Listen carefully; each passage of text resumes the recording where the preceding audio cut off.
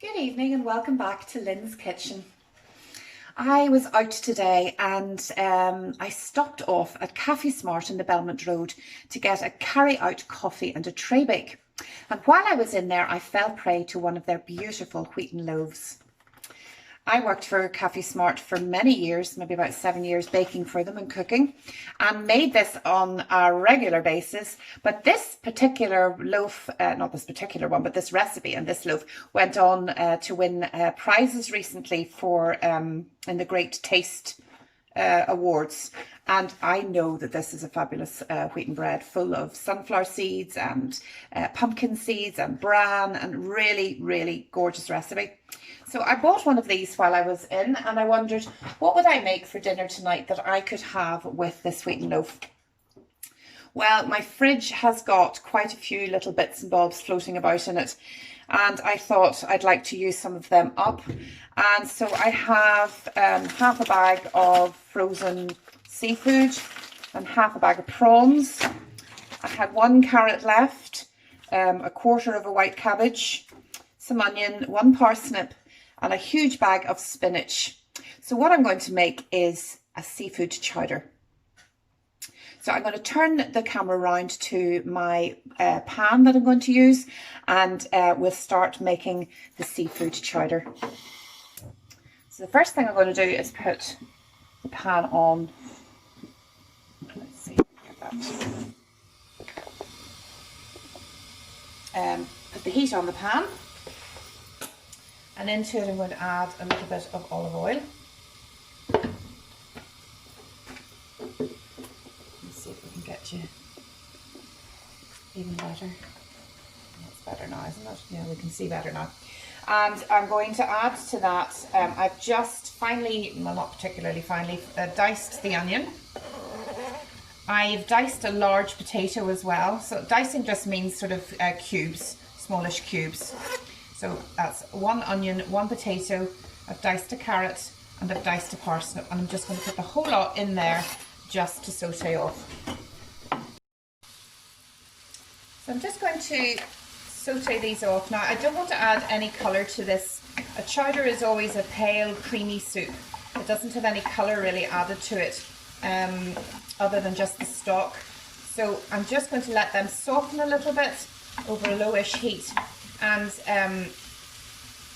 then I will add the stock to it. So I've made up about, let me see how much I've made up, about 700 mils of vegetable stock. And I'm just going to shred the little quarter of white cabbage I have, and then cut it sort of into a similar size to the carrot and the potato. Don't want anything to be too big or too chunky.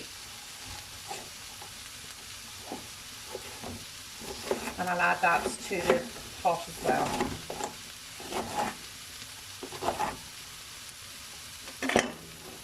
So let's add the cabbage. So as you can see, I've just cut it up until it's sort of into fine squares. And just mix that all up together.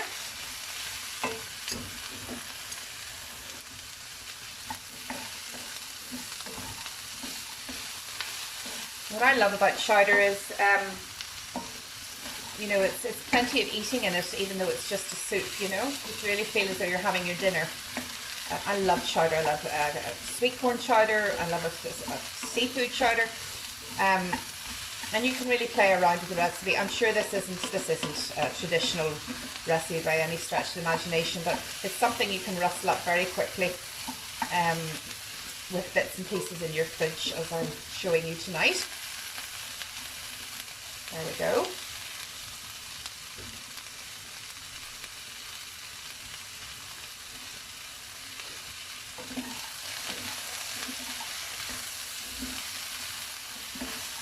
Just when they're beginning to get a little bit glossy, a little bit translucent, I'm just going to add the vegetable stock, and I really just want enough stock to cover all the vegetables.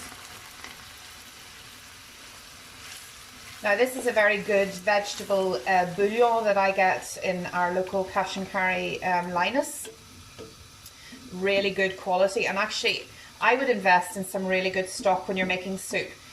stews, because it really adds a depth of flavour to your recipes that some of the more generic stock cubes and things don't, and a lot of them are very salty and don't have a lot of flavour apart from that. I will put the name below the recipe for you of this particular bouillon, but I do recommend that you get a good stock. So to that I'm just going to add a little bit of salt, a little bit of black pepper, because that would be lovely with the seafood. And I have a mix that you've seen me use before, which is a garlic seasoning, which got some herbs and garlic in it. So I'm just going to add that, just to add a little bit more flavour. And really you just want to let that bubble away until the vegetables get soft.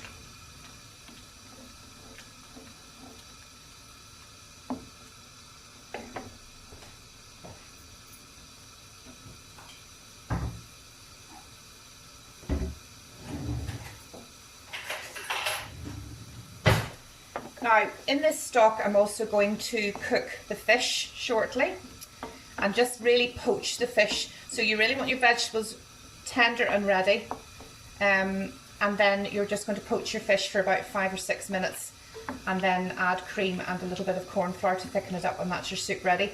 So at this point, make sure your vegetables are cooked. So I don't know if you've ever made or used cornflour very much. I'll just move you back up again, just over here while I'm doing this. If you've used cornflour for thickening very often. So what I do is I put 2 or 3 teaspoons of cornflour just into a glass, and I find it much easier to use than flour. Flour is not so easy to use, so I'm just putting it into a glass. I'm going to add a little bit of the cream to it, just to loosen up the flour. You could add a little bit of milk, which I think I will add, because otherwise it'll be a bit thick.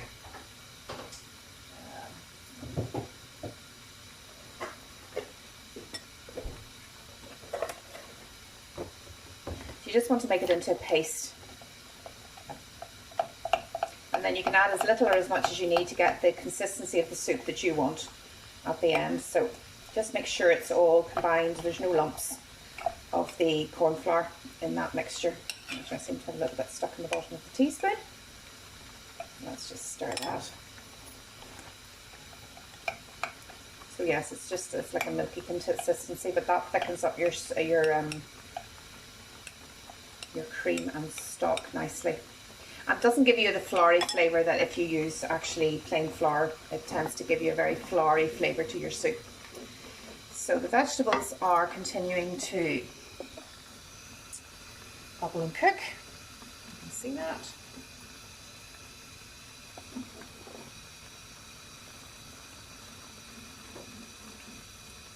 And because you've cut them up nice and small, they shouldn't take too long to cook.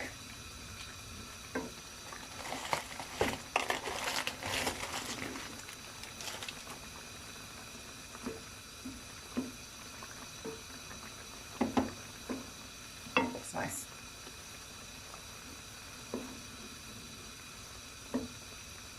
Okay, so I'm now going to add the seafood. What's in this actually? Let me see. Does it tell me? No, it doesn't.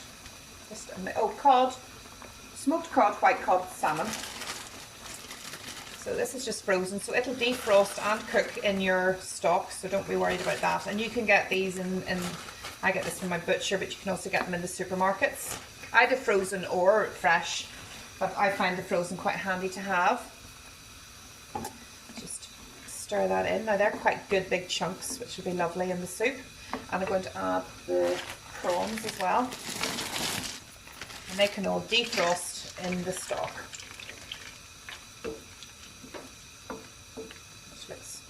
Good. And then I love the way the smoked fish then gives you a lovely smoky flavour to your chowder, so that adds a nice depth of flavour. You could add mussels and things like that as well, crab, and other fish as well if you fancy some haddock or that kind of thing. But that's looking good. So again, just let that come back up to the boil. And leave you to watch that for a little minute.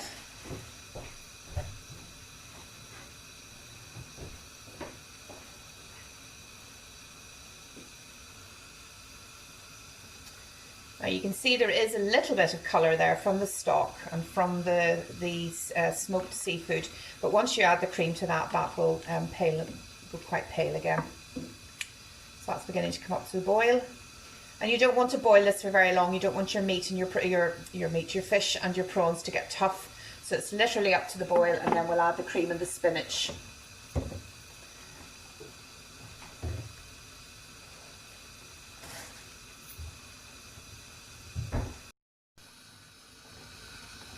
Okay, so this has been bubbling away for a few minutes more, and it's ready now. The vegetables are all nice and soft, and the fish is defrosted and poached. I'm going to add a really good handful of spinach. Add some greenery. Now, if you don't want to add spinach, I quite often will add just parsley, or I'll add peas, just something green, even a little bit of mange tout or some broccoli even will add a lovely bit of greenery to your soup. And that'll just, this spinach here will just wilt into your chowder and will be absolutely delicious.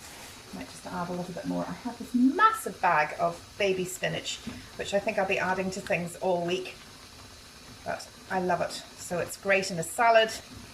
It's great just wilted down with garlic and butter on a poached egg on top. Really hard to beat. So that's looking lovely. If you can see the lovely green in that.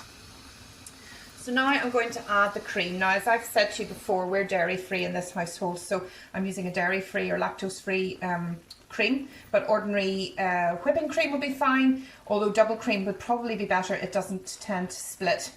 So I'm just adding about 100 mils or so of cream to that. And as you can see then, the soup itself starts to go quite pale. Look at that. That looks so delicious. So again, just let that come back up to the, not to the boil, but just that, make sure that your cream is heated right through. And then you just want to taste it and make sure that there's enough seasoning. So I'll give it a little taste just to check to see if it needs any more salt or pepper. And actually, I don't think it needs anything. And I don't need to thicken it all that much because there's quite a lot of vegetables in. So I mean, this is totally up to yourself. Some people might like to just have it as it is. I'm just going to add a little bit of the cornflour mix and stir that in and just see the soup thicken a little bit. And you can feel it on your spoon just beginning to thicken. Oh, that looks so good. Going to add a little bit more. So you really just go a little bit at a time to see how much you need. So that's about 2 teaspoons of the milk and cornflour mix added. Just let that cook through until allow it to thicken a little bit. And I think I'm just going to add one little slurp more because it's just not quite thick enough. As I say, it makes it easier to eat if it's a little bit thicker. Let me just bring the heat up to that, and that is pretty much ready. So how good is that out of a few bits and pieces at the bottom of the fridge? So let's bring that up to the boil and then I'll plate it up for you. So there you are, that's better, isn't it? So that's the chowder. It's looking absolutely gorgeous, and you can see the carrots, the potatoes and the spinach there, and then the lovely wheaten bread, which is just packed full of seeds and goodness. And I really think these two will be a match made in heaven. So I'm going to go off now and have my dinner, and I'm looking forward to it no end. And I hope that maybe you'll try a seafood chowder from the leftovers at the bottom of your fridge too. Till I see you again, keep cooking and baking.